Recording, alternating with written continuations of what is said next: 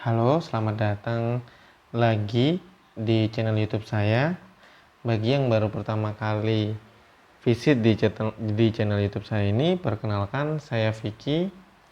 Di channel YouTube saya ini saya sering ngebahas atau membagikan video terkait uh, halal, registrasi BPOM, kemudian FSSC, segala hal yang berkaitan dengan FSSC atau ISO 22000 terkait topik-topik itu. Dan untuk di video kali ini saya ingin kembali lagi kita akan belajar tentang HACCP. HACCP bagi yang baru akan belajar tentang HACCP, kita perlu tahu dulu apa itu HACCP. HACCP adalah Hazard Analysis Critical Control Point, di mana ada 5 langkah, 7 prinsip, dan 7 prinsipnya itu meliputi 1. Analisa bahaya. 2. Menetapkan CCP. 3. Menetapkan batas kritis. 4.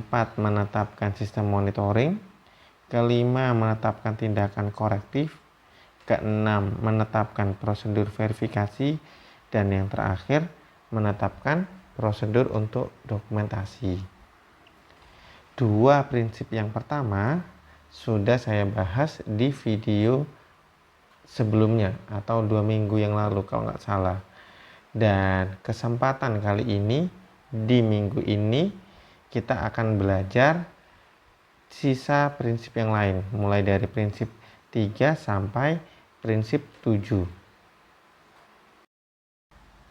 Oke, kita akan lanjut aja membahas prinsip bagaimana cara menetapkan batas kritis sampai bagaimana cara menetapkan prosedur untuk dokumentasi. Ini saya ngebahas sekilas. Ini merupakan prinsip 1 dan 2 analisa bahaya dan menetapkan CCP. Sebenarnya kalau misalnya dilihat dari sini, ada saya ambil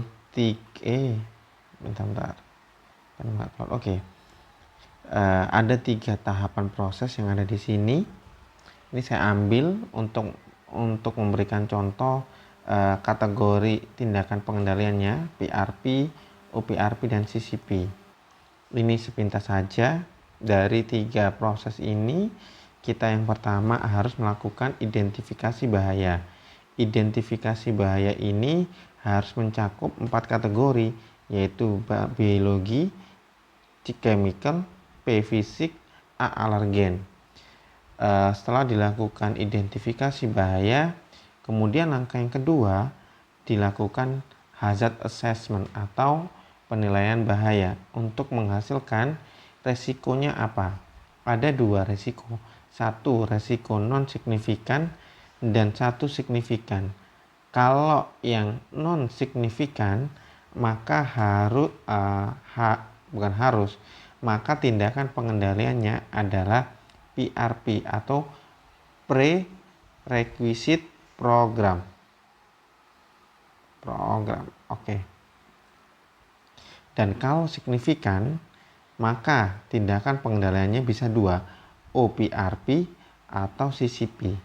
Jadi ingat teman-teman semua, kalau misalnya pada saat melakukan penilaian bahaya hasil kategorinya signifikan, maka outputnya tindakan pengendaliannya bisa 2, OPRP atau CCP.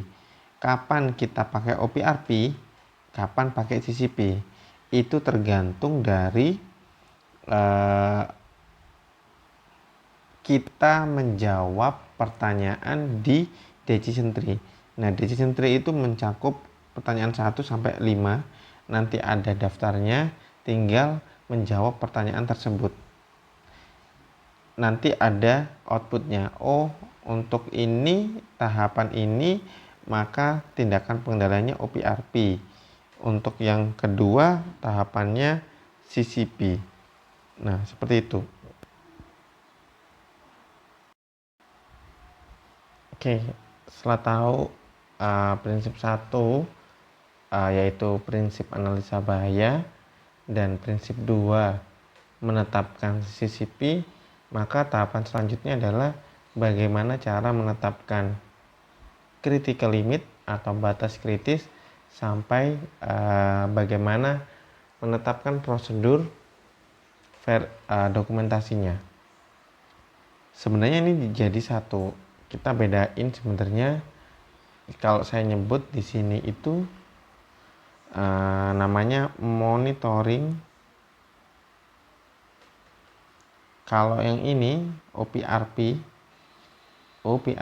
plan. Nanti ada monitoring CCP plan. Tapi yang kita bahas, tapi secara prinsip juga sama, mau CCP sama OPRP plan-nya itu bagaimana itu sama secara prinsip. Yang membedakan ada OPRP ada action kriteria, sementara CCP namanya critical limit. Nanti akan kita bahas setelah OPRP. Ini saya ambil OPRP tadi contohnya adalah proses penyaringan. Bahayanya adalah munculnya resiko bahaya fisik, yaitu kontaminasi kotoran dan benda asing. Kemudian bagaimana tindakan pengendalian? Tindakan pengendalian ini merupakan tindakan pengendalian yang akan dilakukan pada saat proses penyaringan, yaitu melakukan pengecekan kondisi siver atau ayakan setiap sebelum digunakan. Dan action kriterianya adalah ada 2 di sini. 1, kondisi ayakannya harus utuh dan tidak sobek. Yang kedua, ukuran meshnya harus 60 mikron. Action kriteria itu kalau kayak syaratnya. Kalau nggak mencapai syarat tersebut atau nggak lulus, maka harus dilakukan tindakan koreksi. Nah, itu sederhananya kayak gitu. Jadi itu istilahnya kalau saya nyebut action kriteria atau batas kritis atau critical limit itu SKM, standar keberhasilan lah ya. Standar keberhasilan. Itu minimalnya harus sesuai dengan batas yang udah ditetapin. Kemudian dilakukan tahapan selanjutnya monitoring atau pemantauan. Nah, proses monitoring ini menggunakan formula 4W plus 1H. Apa itu? What, where, when, who. Dan yang terakhir how. Berarti what, where, when, dan who. Kemudian yang terakhir how. Dan ini harus dijawab. Contoh, what, apa yang dipantau, apa yang dimonitoring. Kondisi ayakan atau siver. Di mana? Di area proses produksi. Frekuensinya kapan? Setiap sebelum digunakan. Siapa yang ngecek atau siapa yang monitor? Operator produksi. Caranya gimana buat monitoring? 1, dicek secara visual kondisi ayakannya utuh dan nggak sobek, dan ukurannya beneran dicek secara visual, kemudian diukur, ukuran meshnya yang digunakan 60 mikron. Itu proses pemantauan untuk OPRP. Terus kalau misalnya didapetin pada saat monitoring atau pengecekan, sivernya sobek, mesti ngapain? Atau ukuran meshnya lebih dari 60 mikron. Gimana caranya? Harus dilakukan koreksi langsung. Apa itu? Langsung dilakukan mengganti ayakannya dengan yang baru, utuh, nggak sobek, dan sesuai ukuran 60 mikron, sesuai dengan action kriteria. Kalau udah dilakukan koreksi langsung, biar nggak kejadian ulang, dilakukan tindakan koreksi. Bedanya apa? Kalau koreksi langsung, ya pada saat itu juga harus dikerjakan. Buat apa? Contoh sederhana, ini contoh yang paling sering saya pakai. Koreksi kalau misalnya gini, kalau ada kita numpahin air di meja, ada gelas tumpah. Nah, koreksi langsungnya apa? Koreksi langsungnya adalah membersihkan meja tersebut. Nah, tindakan koreksinya baru dianalisis kenapa kok bisa tumpah. Nah, di situ. Tapi yang pertama, koreksi langsung ya pada saat itu juga. Tindakan koreksi perlu analisis. Maka, tindakan koreksinya ini dilakukan analisis kerusakan sievernya. Kalau memang sievernya sobek. Sobeknya kenapa? Apa yang bisa menyebabkan sobek? Kenapa kita nggak tahu sobeknya? Kapan sobeknya? Nah, kayak gitu-gitu dilakukan analisis. Kemudian kalau yang sobek, ya mesti diperbaikin sievernya. Yang rusak, yang sobek, pakai vendor atau apa terserah. Itu tindakan koreksinya. Kemudian yang selanjutnya yang penting, siapa yang bertanggung jawab dan wewenangnya. Yang meriksa adalah operator produksi. Untuk koreksi langsungnya tetap dilakukan operator produksi. Tindakan koreksinya itu atasannya, biasanya supervisor produksi, termasuk yang ngeverifikasinya siapa? Supervisor produksi lagi. Semua catatan atau dokumennya dari monitoring yang di sini itu tercatat di form pemeriksaan siever. Berarti ada formnya. Kemudian formnya ini siapa yang meriksa? Operator produksi. Yang ngisi operator. Kemudian verifikasinya oleh supervisor. Supervisor ngecek formnya udah diisi atau belum.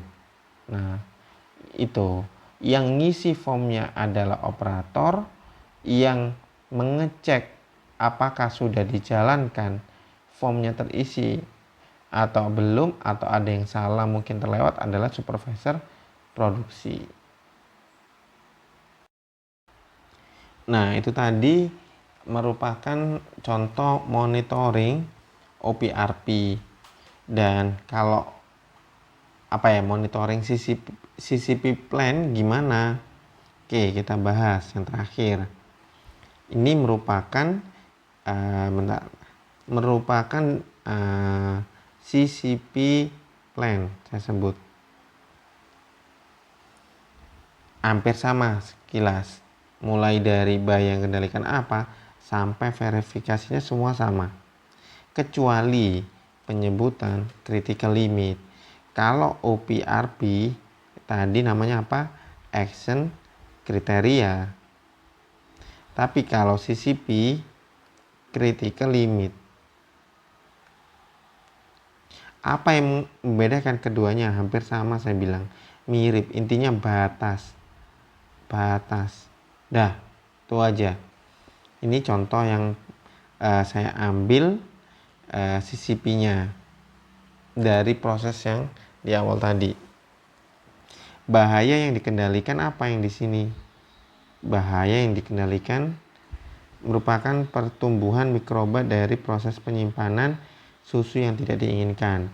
Nah, bagi yang belum tahu, ini merupakan CCP dari proses penyimpanan. Bahaya yang dikendalikan ini ada potensi tumbuhnya mikroba kalau proses penyimpanannya salah. Tindakan pengendaliannya apa? Harus disimpan pada suhu dingin. Suhu dingin ini berapa? suhunya di critical limit 5 derajat selama waktu minimal 10 menit. Berarti batasnya apa? Batasnya disimpan minimal bukan minimal, disimpan pada suhu 5 derajat Celcius selama minimal 10 menit. Ini batasnya. Nah, kalau misalnya di luar dari critical limit, berarti nanti tetap dilakukan tindakan koreksi langsung dan tindakan koreksi. Ingat-ingat, sebelum ke sana harus ada monitoring, dipantau. Pakai rumus apa? Selalu pakai biasakan 4W plus 1H. Satu dulu, watt. Apa yang dipantau? Suhunya. Suhunya harus 5 derajat. Dan waktunya minimal 10 menit. Itu yang dipantau. Di mana pemantauannya? Di area penyimpanan susu. Kapan? Setiap selesai proses pemerahan. Siapa yang lakuin monitoringnya? Operator produksi. Kemudian bagaimana cara monitoringnya? Dicek suhunya sama waktunya yang ada di display dan timer. Berarti cek visual secara langsung. Dicek visual suhunya apakah 5 derajat Celcius dan waktunya udah lebih dari 10 menit. Ini yang dicek. Kalau misalnya hasilnya ternyata dicek suhunya di bawah 5 misalnya 4 derajat, mesti ngapain? Langsung operator produksi meminta perbaikan yang diperlukan untuk device suhunya. Untuk kali aja cool roomnya salah, bukan salah, ada kerusakan. Nah, seperti itu. Kemudian tindakan koreksinya ngapain? Lakukan analisis kerusakan device-nya.